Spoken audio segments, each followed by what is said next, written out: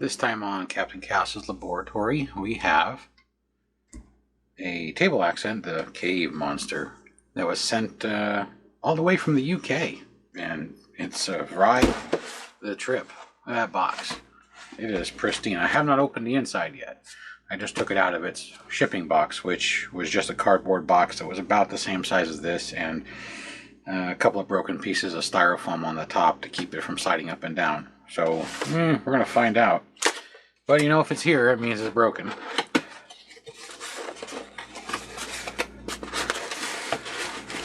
The last time I had something shipped internationally to me, it arrived in about 1,000 pieces. So we'll do this one live on camera just in case it doesn't look bad.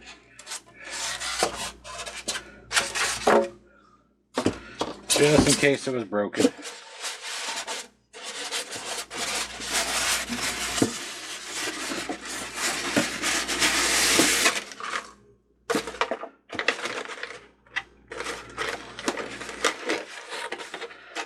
Alright, so I have no idea what's wrong with it. Like I said, if it's sitting here, something's not working. Since it's not animated, I'm assuming the lights don't work. So, look at that rat's nest. It wasn't untangled correctly. No batteries in it, which also is technically against the law. If you're shipping an item, there's supposed to be no batteries in it unless you declare it. So let me see what I got for power supplies around here. I know I have a Lemax one somewhere. I did. There we go. So it's kind of tangled up over here in a couple other power supplies. So there you go, legit. It is a 4.5 volt, 550 milliamp model. It's one of the newer, weaker ones. This is 4.5 volts. It's 3 AA's. So plug it in.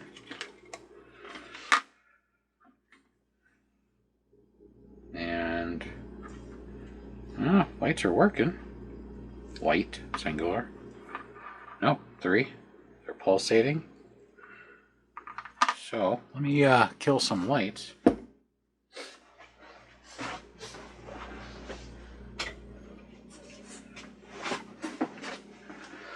Since they're a little bit brighter now, I just replaced them.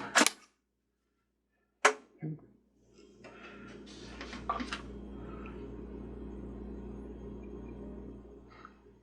we go. So we got 2 on the bottom that are pulsating intermittently, so it's on, off, and then a solid one on the top. And here's the thing about super glue. This white spot right here, I hit it with my finger, that's a blob of super glue. I have no idea why it's there. So is this. Oh, light's coming back. Oh, I can see why now I turn the light on. The wiring that goes down to this light right here in the bottom is not super glue, it's hot glue. It's hot glued to the top of the cave. Hot glue is activated by UV light, so it glows. But if you're looking at it like this, where you might be seeing it normally, or maybe even a little more shallow, you won't notice it. So I honestly don't know why it's here. It works. It lights up. It's all it's supposed to do. Unless the batteries don't work. Find out. I have more than enough AA sitting right here. So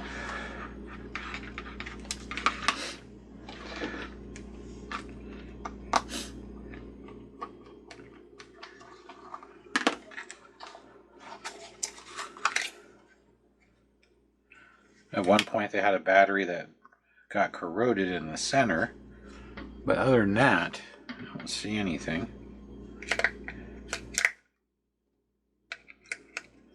Alright, 3 batteries, and Aha, no lights. So either I got a dead battery or I have a bad battery box. I never use the battery boxes with batteries, I always use them with power supplies.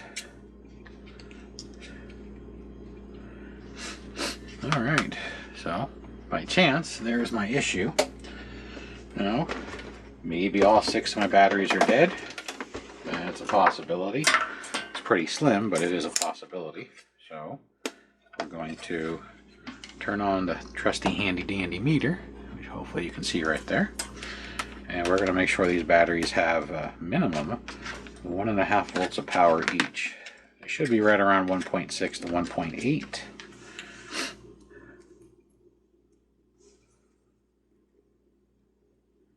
One 1.6, 1.6,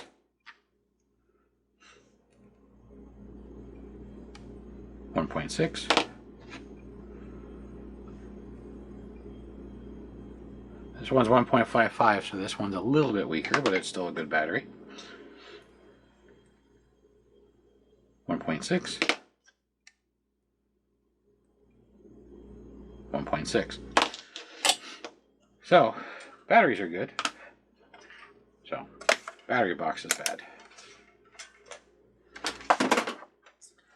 Give me a second. It's springtime here in the valley, and my allergies are acting up, so. Alright, so either these contacts are bad, this one's got some corrosion on it, or inside here, a wire has come apart. I just don't like this rat's nest. Any of them, you out there that have had these accessories with the multi-wires like this, if you undo these improperly, you get a knot. I am guilty of that. I have done that many a times. Anyway, I'm going to run my fingernail around the back side of the box, cracking the glue, and then it should pop the cover right off. You can use a small screwdriver or a spudger, but generally the glue is pretty, holy smokes, there's a lot of corrosion, so that might be the problem. Usually the glue is pretty removable. It doesn't require a lot. It's usually brittle. So yeah, the glue's on the edge. This is all this is glue and battery acid. So the battery that leaked, that looks like it leaked just a little, this one on the corner has some green. It must have leaked inside here, because we got some green corrosion right there.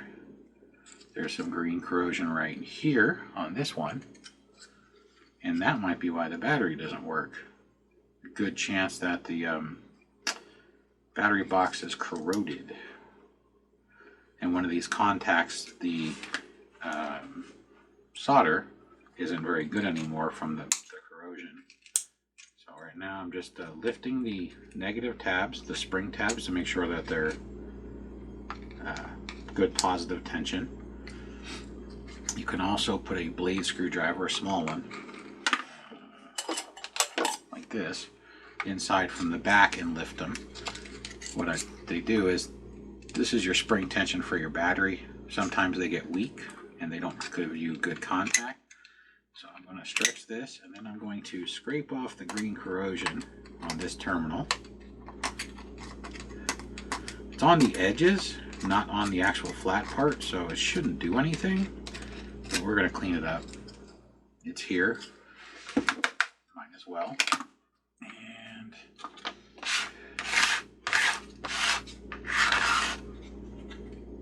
let's not lose the screw.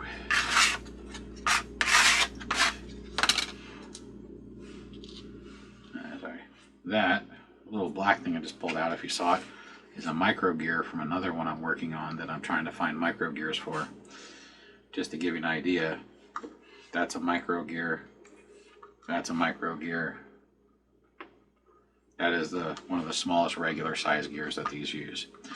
So you can, it's a different one, you'll see it in the future, but Yeah, finding these micro gears to fix some of them are a pain, but I have not found them yet. These are just some of the ones I have that don't work. I don't want to throw it away because it's still a good gear, and maybe 1 year I might be able to use it. Alright, I'm going to go with the reason the batteries don't work is this connection right here. The connection, the wires are smashed, they're corroded, not only from the solder joint, but there's some corrosion right here that may have eaten through the insulation and caused them to short together, which means that you're going to get less battery power because they're no longer in parallel. They're in series. So it'll run 3 volts versus 4.5. So I'm going to separate the wire and I'm going to take a look. And then I'm going to touch up this solder joint. The solder remelting on there will, the heat, because I run at a higher temperature, will burn off the corrosion. If you don't use a soldering iron very much, you can use rubbing alcohol on a toothbrush, toothpick, and scrape it off carefully. But I'm going to burn it off with the soldering iron. And I'm hoping that's the only problem.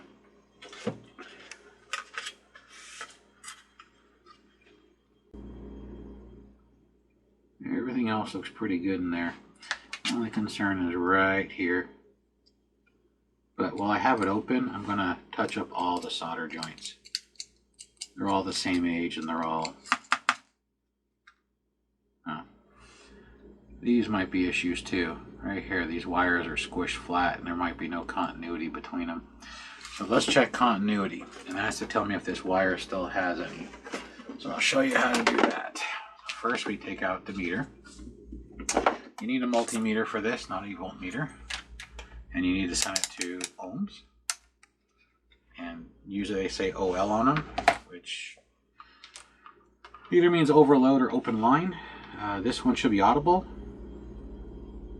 Apparently I have the sound turned off, but let's see. So from here to here, do I have any? I have 2 megohms. That is way too much resistance. And this one to this one,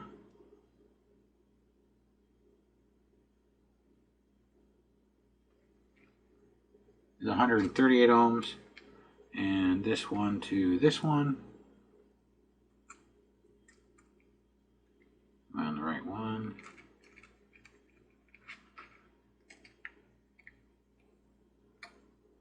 This one's open. So that's the reason this battery box doesn't work. The wiring has been destroyed. It's been crushed and corroded. So touching up this solder joint isn't going to do much for it. We're going to have to run new cabling and then touch up the solder joints here and here because they're also corroded. It looks like this may have been near a moist area or moisture in general, because the corrosion is not just white, it's also green. Green is usually indicative of water. Doesn't always mean it, but. And then we have some kind of grayish corrosion all up on the power port for the battery box, so it can go either way, through here or through here. So I just have to rewire this battery box. It should be good. There we go. And I've cleaned off some of the corrosion. We're still not getting a good contact.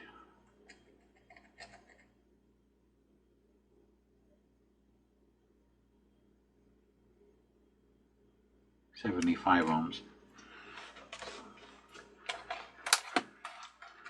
So what it is the wiring is so bad that it is so resistive that the batteries cannot send enough power through it to power the unit itself.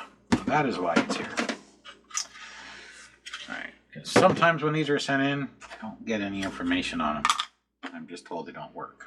So normally I ask, but I didn't know this. That's not good. I didn't know this one was coming until it showed up.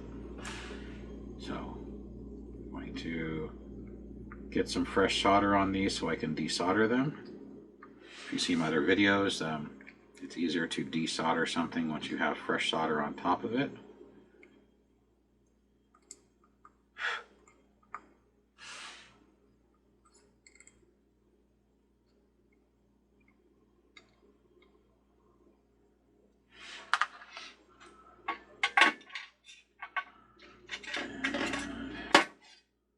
just going to move this part over here to do the work. So bear with me for a moment, and we're going to get this taken care of. I'm going to get some wire and get this started. Alright, finish the soldering, so that way the battery pack works. Yeah, it's going to be really hard to see with all these lights on, so let me turn those off real quick.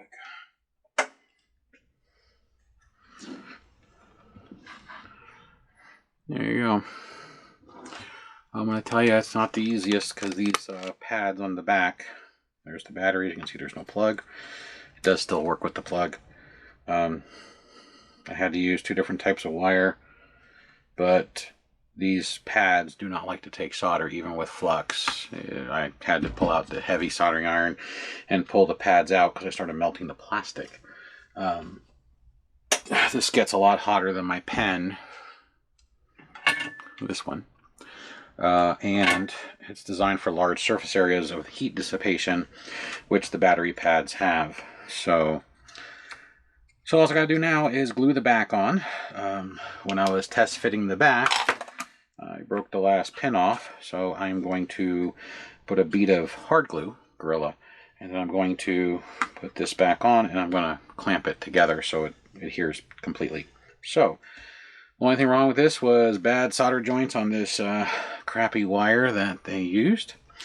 And since they're such hard pads to solder, the lead-free, which this isn't, just didn't adhere for long enough to keep it going. So relatively simple fix as far as the theory behind it. A little harder to do in practicality due to the fact that it's a large heat area. So if you do it and you want to use batteries, it goes negative to positive, and then positive to negative, and then positive here, and then this negative runs to there as well. They're wired right to here, so to the back of the port. So it's pretty simple. It's not terribly difficult. Just the gluing part, or excuse me, the soldering part is the hard part due to the fact that it's a crappy place to solder and it's a large heat sink. So other than that, the only thing else that can fail on here is if you pull any of the 4 wires or one of the LEDs burns out, or technically any of those small components. But you should be pretty good. Usually they're lighted fixture ones only. Seem to work for a really long time. So, but that takes care of this one. This one's now done. Ooh, it's even got the old style felt and not the foam. So I'm going to glue it and then package it and send it back to its owner. So thanks for watching. Till the next one.